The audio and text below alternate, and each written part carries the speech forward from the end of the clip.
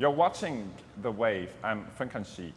Following Prime Minister Paetongtarn Shinawatra's dismissal by the Charter Court, Thailand's economy is heading into uncertainty. The key question right now is how the country can stimulate its economic momentum amid rapid global supply chain shift and political instability. Joining me now is Dr. Pavida Pananond, Professor of International Business at Thammasat Business School, to give me more analysis, of course, on Thailand's position on the economic landscape.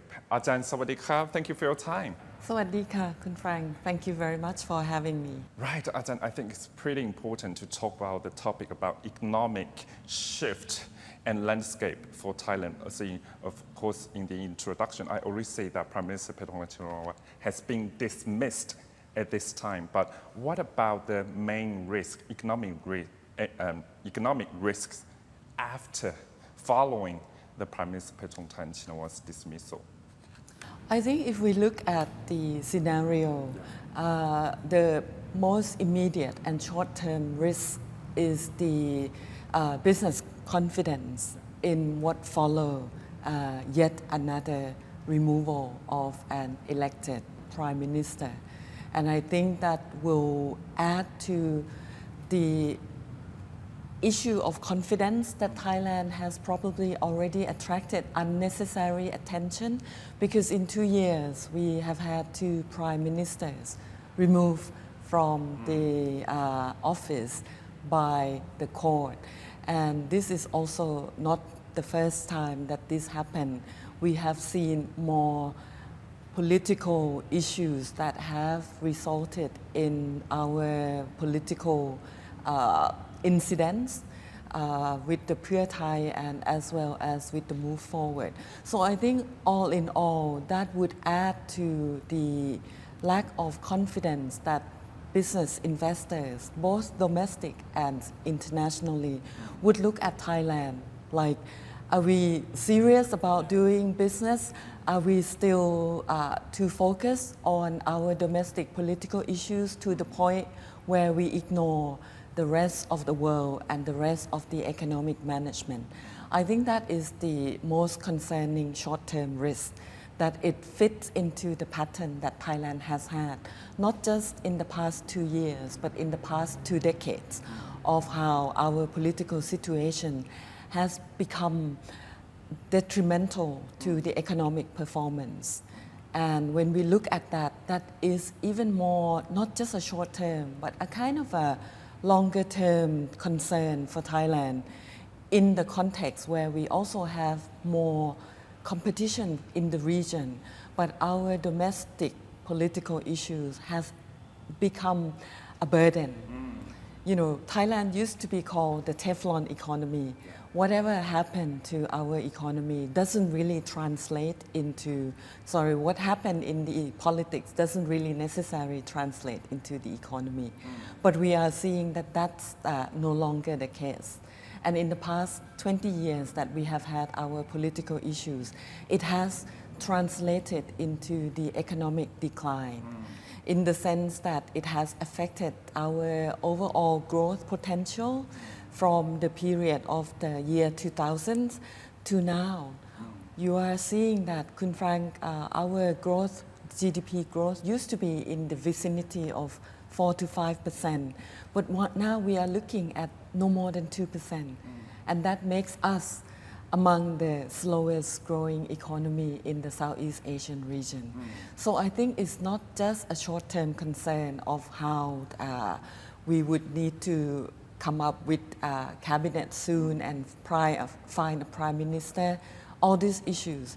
But it is also fit into the longer-term trend of Thailand having so much political issues at home, to the point that it hurts our economic performance. Right, Ajahn, I think you talk about a very alarming call for Thailand too. I think you talk about, past, the historical past, and right now, of course, the political instability really affects the economic momentum here.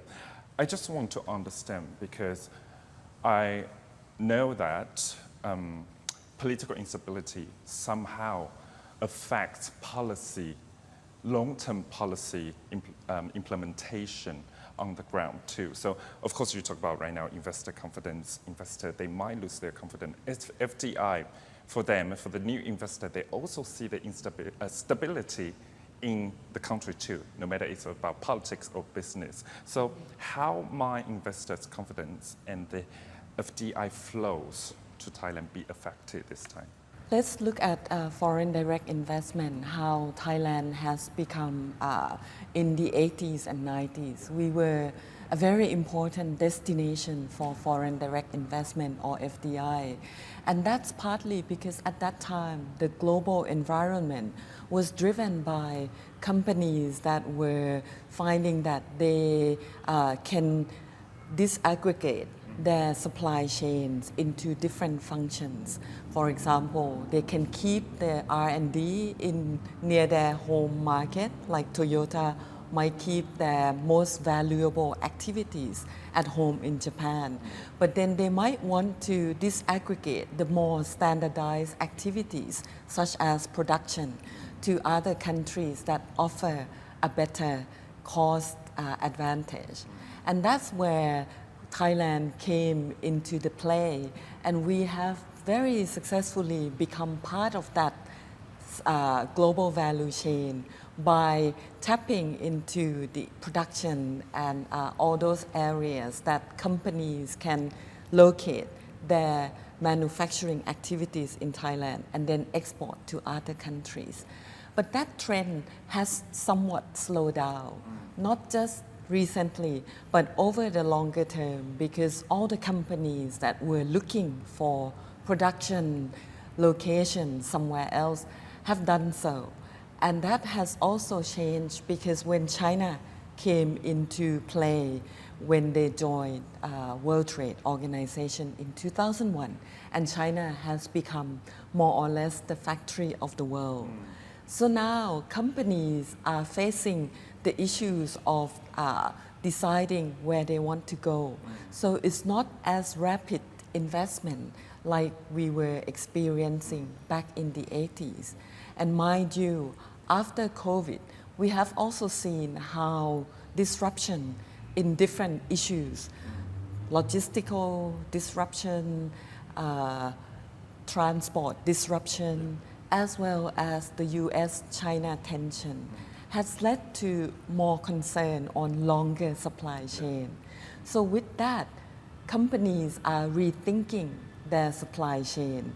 They will not be focusing on locating everything in one area and then use that as an export base.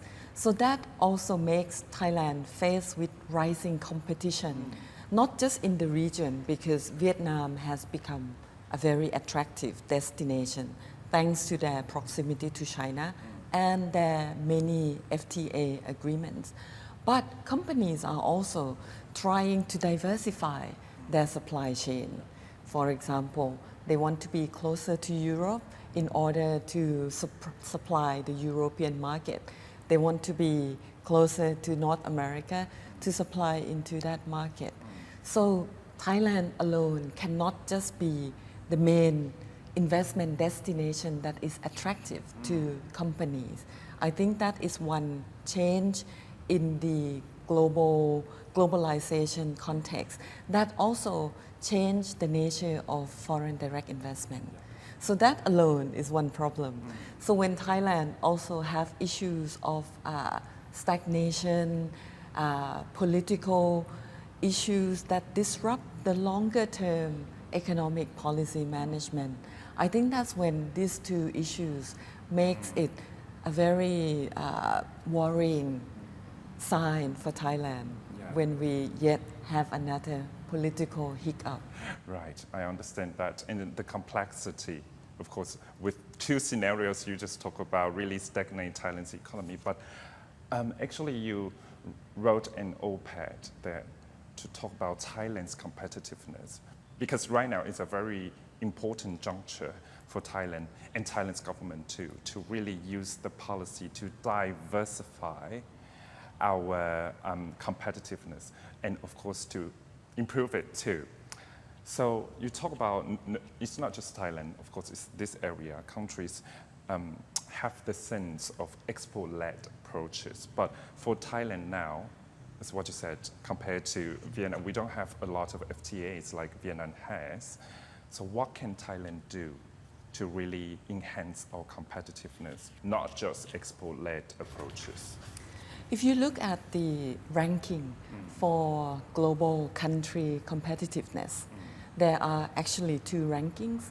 One that was reported recently was the one done by IMD, and that's the ranking for about 65 countries. But before that, there was actually another ranking done by the World Economic Forum, and that one has been done for quite a long time, and I have traced it since about the year 2006. Unfortunately, that ranking was stopped after COVID for some reason, I don't know. But for both ranking, we have somewhat declined in the ranking. In the latest IMD ranking, we have dropped 5 positions compared to 2024.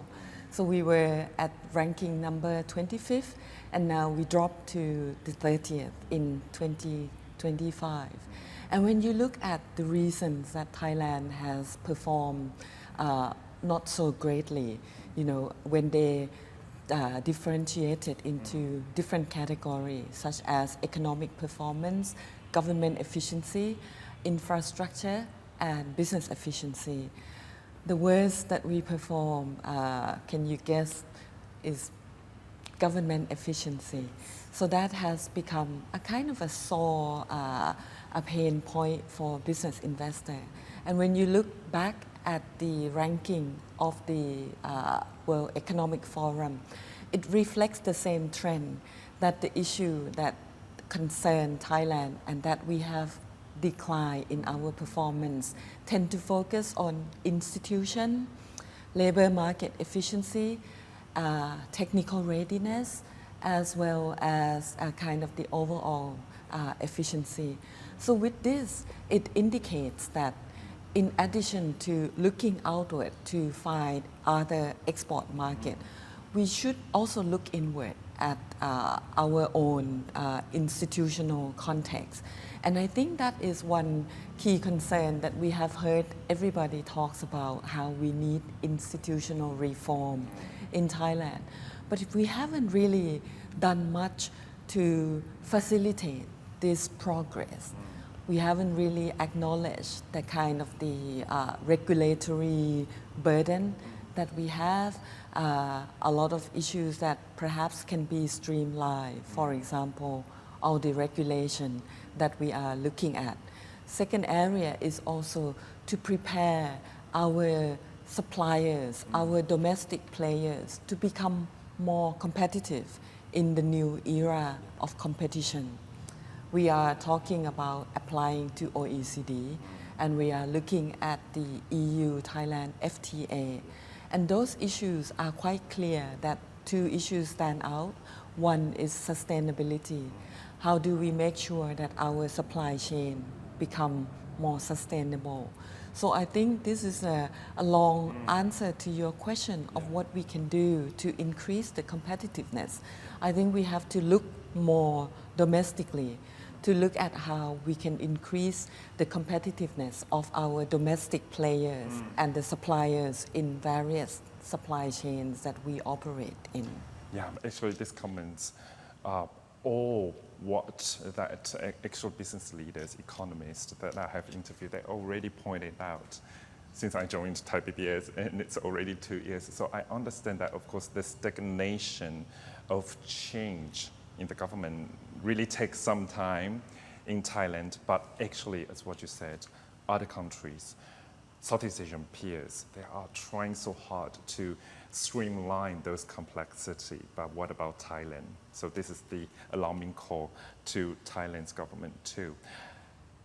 Actually, I think we can call it as in right now in Thailand's economic situation, we have seen that double whammy scenario, as in, of course, Thailand's economy right now is facing the US tariff impact. Somehow, at the same time, Thailand also facing China's cheap products influx into Thailand's market too. So How do you see that risk on the ground?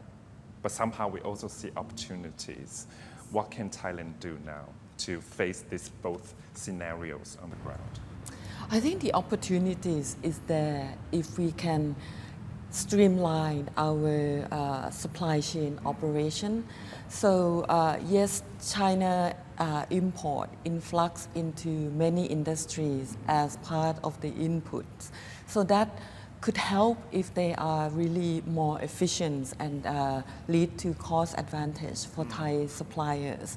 But that is also a risk because it would mean that the suppliers, Thai suppliers might tend to be more reactive in the sense that they have not really prepared for what they need to do to increase their importance within the supply chain.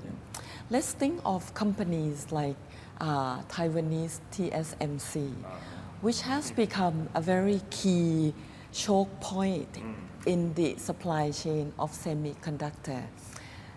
And that's because TSMC has improved from being just a manufacturer of semiconductor chip to a supplier who put a lot of R&D effort into semiconductor, so they become an important point in the supply chain.